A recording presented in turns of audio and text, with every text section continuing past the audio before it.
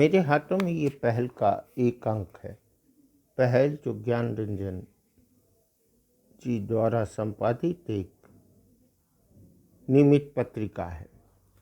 इस पत्रिका में श्री बी पांडे जो कहते हैं कि वो एक प्रोफेसर हैं और जबलपुर में भी उन्होंने पढ़ाया है बच्चों को।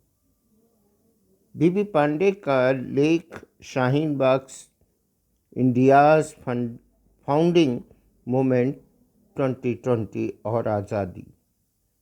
वे अपने लेख में एक बात कहते हैं कि जब केंद्रीय सत्ता ने अपनी विधायकी शक्तियों का उपयोग करके सीसीए संशोधन कानून 2019 पारित किया और उन शक्तियों को कार्य रूप देने के लिए समूचे देश में एनआरसी और एनपीआर यानी एनआरसी यानी नागरिकों का रजिस्टर और राष्ट्रीय जनसंख्या रजिस्टर बनाने की घोषणा की तो आम समूह एकजुट हो गए।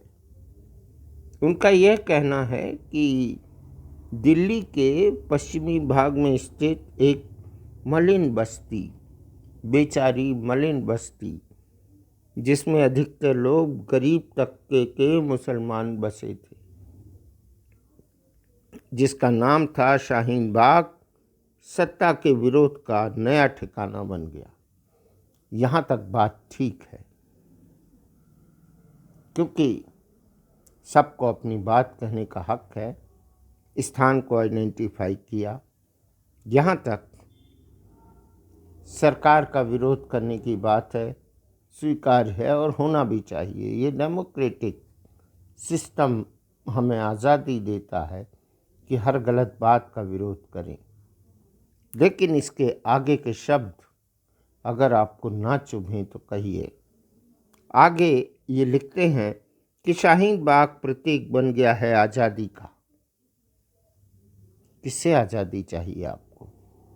कैसी आज़ादी चाहिए आपको? हिंदुस्तान में है, हिंदुस्तान के संविधान से अनुबंधित अनुशंसित जीवन व्यतीत कर रहे हैं, फिर आप आज़ादी की बात कर रहे हैं। आम जन के विरोध का प्रतीक बन गया है। वे कहते हैं कि सबसे दबी कुचली अनजानी अशिक्षित मुस्लिम नारी के खड़े होने का यह प्रतीक बन गया है।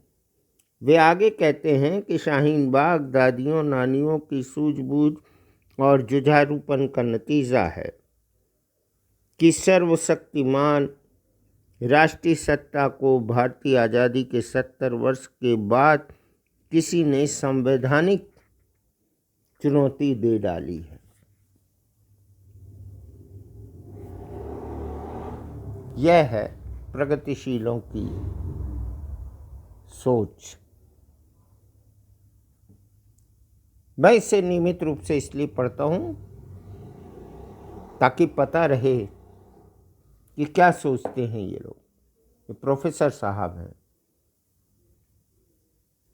प्रोफेसर साहब शाहीन बाग के संघर्ष को आज़ादी का प्रतीक मानते हैं और ये वही नरेटिव्स हैं जो कि भारत की चिंता को बढ़ा देते हैं, लेकिन हमारे चिंतन को भी बढ़ा देते हैं। हमारा चिंतन क्या होना चाहिए?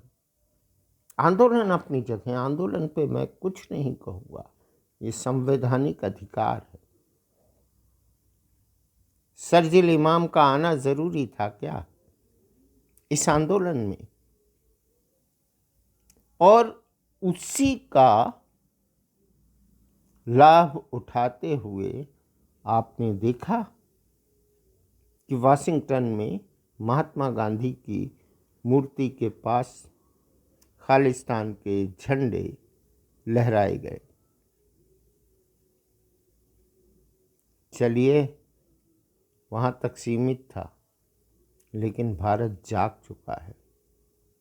भारत को जानकारी है कि अब उसे क्या करना है।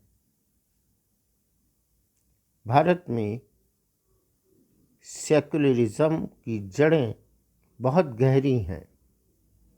क्योंकि भारत के संविधान का ढांचा बहुत स्पष्ट है।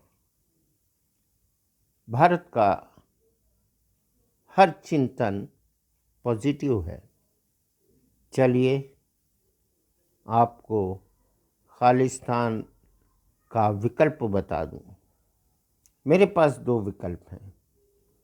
एक तो सारे खालिस्तान के मांग करने वाले, पाकिस्तान में बहुत जगह है, वहाँ रह सकते हैं और उस राष्ट्र को खालिस्तान बना सकते हैं, या फिर आप अपने रहनुमा जस्टिन ट्रूडो या ब्रिटेन के उन लेबर पार्टी के लोगों के साथ मिलकर कोई जगह तलाश लें और वहाँ रह सकते हैं ना।